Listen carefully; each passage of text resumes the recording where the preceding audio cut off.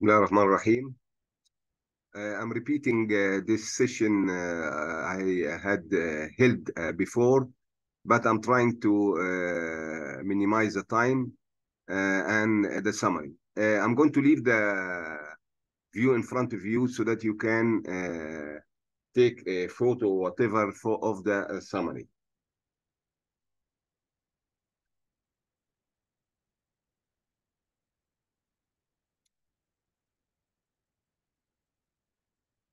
Humidification in the nose and the mouth is bypassed, of course, by tracheostomy and endotracheal intubation. Drying the mucosa of the trachea by dry gases so that humidification definitely reduces heat loss. Whenever it reduces the heat loss, it decreases the incidence of coughing and breath holding during inhalation anesthesia. High humidity is unpleasant. On the other hand, low humidity can accumulate or build up of static electricity, which is important in explosive and inflammatory, flammable anesthetics. Now we come for the first item, which is the unit of humidity. Absolute humidity, it is the mass of water present in a given volume. So a mass in a volume of air. It's expressed in milligram per liter or gram in cubic meter. Volume of air is determined by the temperature. That means it is temperature dependent. When air is fully saturated at 20, it contains about 17 grams per cubic meter, whereas at 37 degrees, it contains 44 grams per cubic meter. When saturated, both are saturated. So we have two different temperatures with two different figures. Now we come to the second definition, which is the relative humidity. It is the ratio of a mass of water in a given volume, as we said before, of air, to the mass required to saturate the given volume of air at the same temperature. So we have, as we said, 17 at 20, and we have 44 at 37. So we cannot make a ratio of both of them, though it is 39, because they are at different temperatures. So you have to have a constant temperature so that you can make a ratio between the value to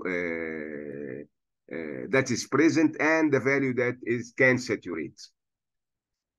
Now we come to the measurement of humidity. Most instruments are called hygrometers, are recording humidity in the form of relative humidity. So you must memorize that, apart from, of course, the Regnus hygrometer. The first one is the hair. Hair gets longer whenever it is humidified. You see this, I'm taking this chance to use it as a part in this instrument, where it is fixed to a system of as we can see, moving over the scale. As we can see, this is accurate between only 30 and 90. You see, we can use a special membrane instead. So this is the first one regarding measurement of humidity. The second one is the wet and the dry bulb hygrometer.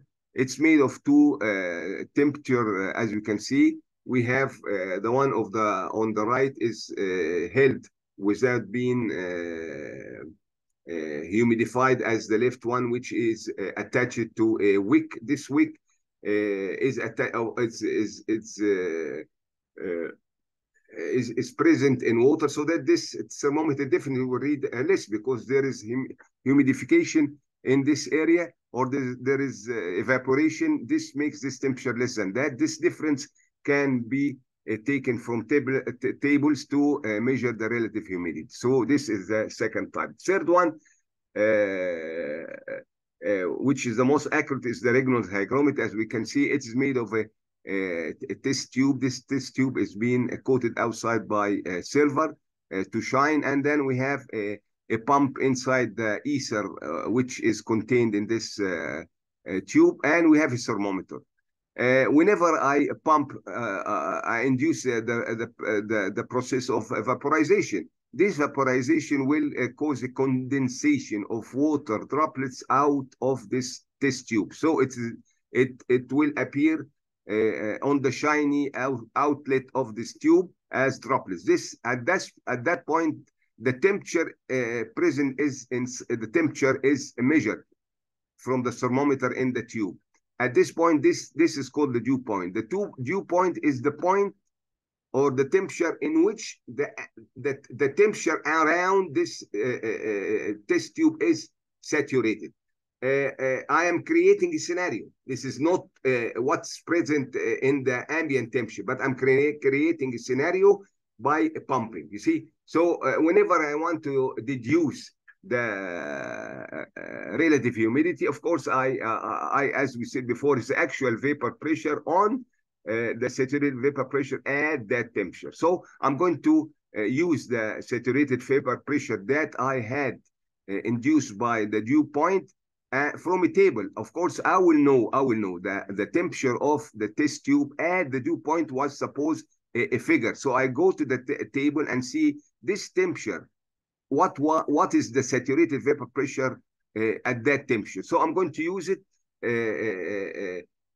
in the equation. Instead of using actual on saturated vapor pressure, I'm going to use saturated vapor pressure at dew point over saturated pressure at the ambient temperature. The ambient temperature is the temperature where the test is being held, you see. So we have a ratio of saturation over saturation.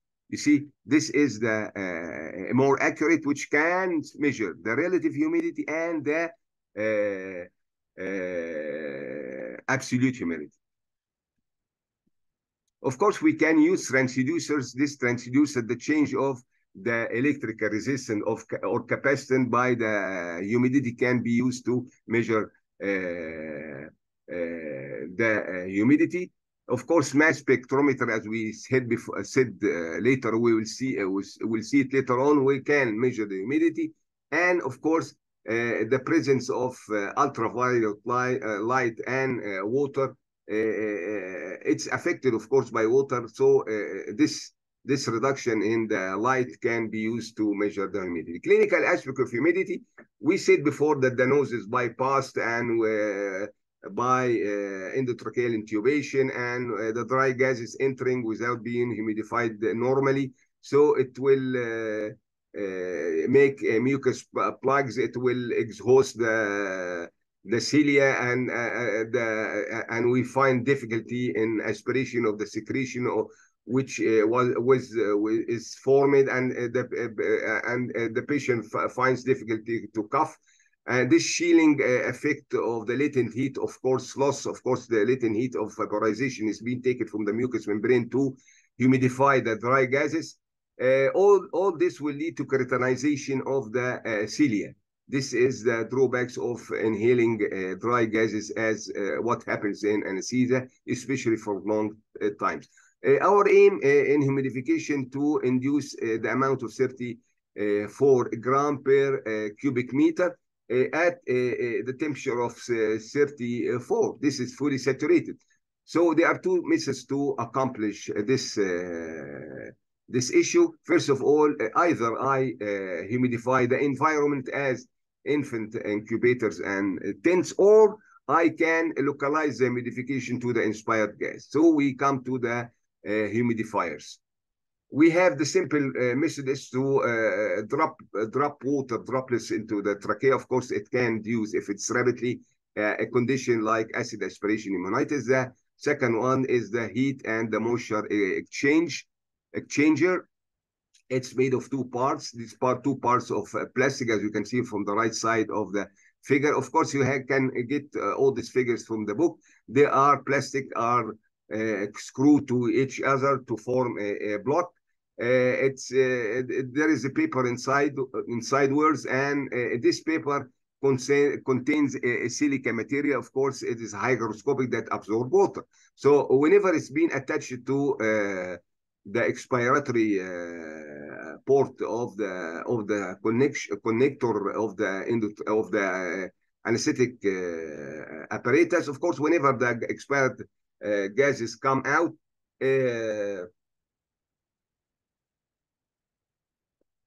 it of course will be it will be warmed by the latent heat of condensation, because this vapor is turned to droplets, and so this heat is being used for humidity for the next inspiration, of course, and the water droplets will cause the humidity. So this is the principles of the heat moisture exchanger. Of course, we ought to change it every now and then, otherwise it will cause an obstruction, and we must consider it whenever there is a high minute ventilation used in such situations.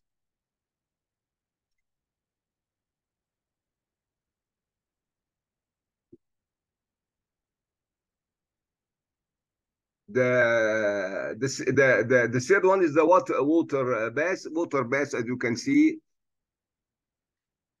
I'm sorry, I'm going to show it in the next slide. Is simply a sink.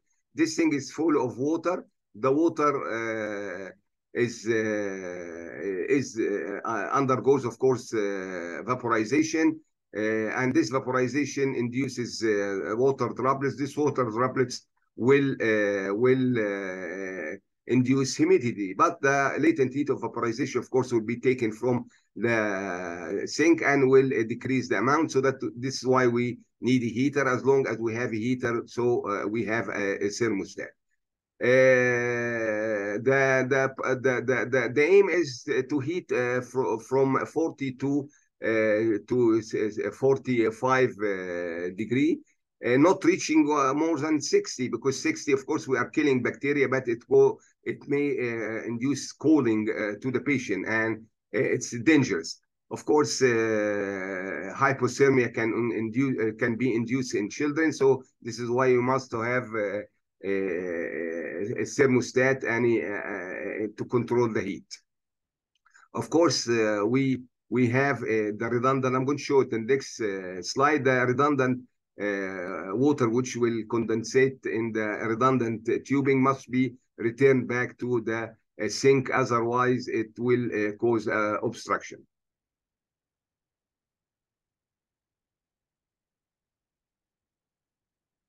You can see the heater and the thermostat, as you can see, and the temperature control. And then you can see the redundant tube where it contains the condensing water, which can induce obstruction. Now we come to what we call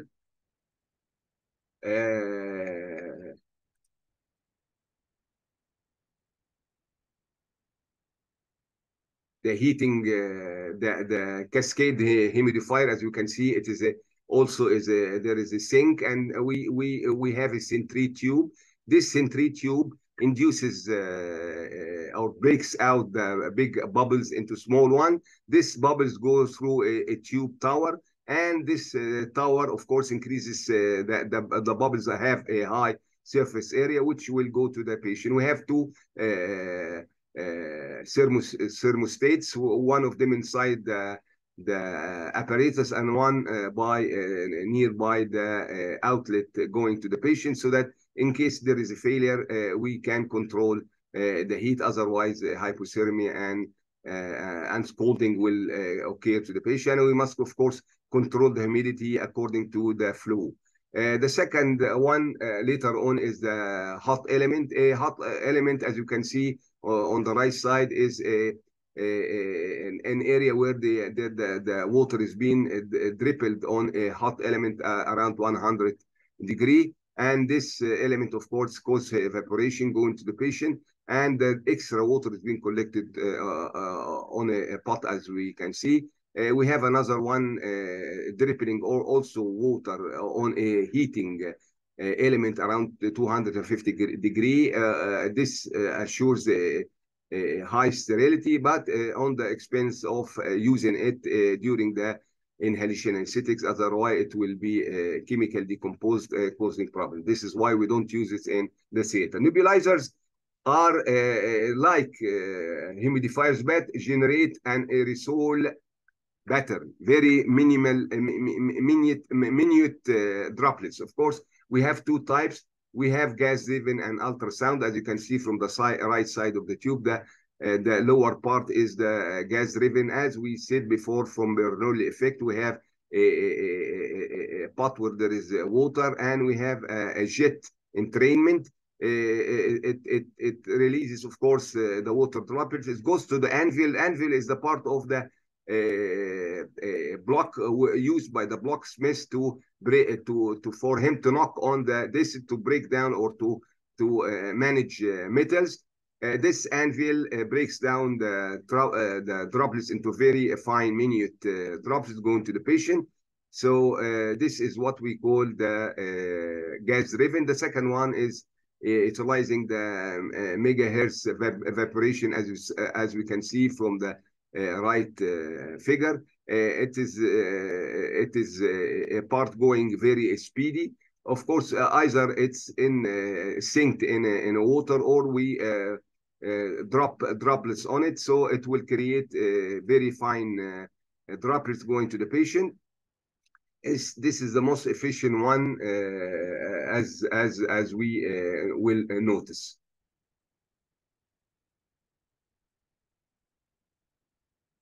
Of course, I forgot to tell you the back pressure, of course, on this entrainment from the patient, whatever the ventilator there is oppression, it will affect the function of this apparatus.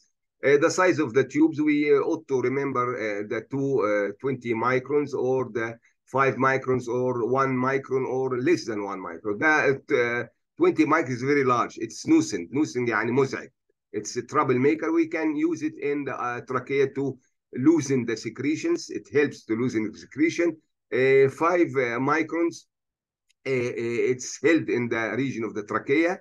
1 micron is a good size. It is the average size where it can go backwards and forwards during inspiration, expiration. Of course, less than 1 micron is very, very good, but it's not the case. Of course, too much water may induce what we call water intoxication. It will cause hypoxia and due to ventilation perfusion just match. This matching because we have a non-functioning alveoli. Of course, you must assure the sterility of the water going to the patient. A relative efficiency of vaporizers, we can have a figure, as we can see on the right lower part, representing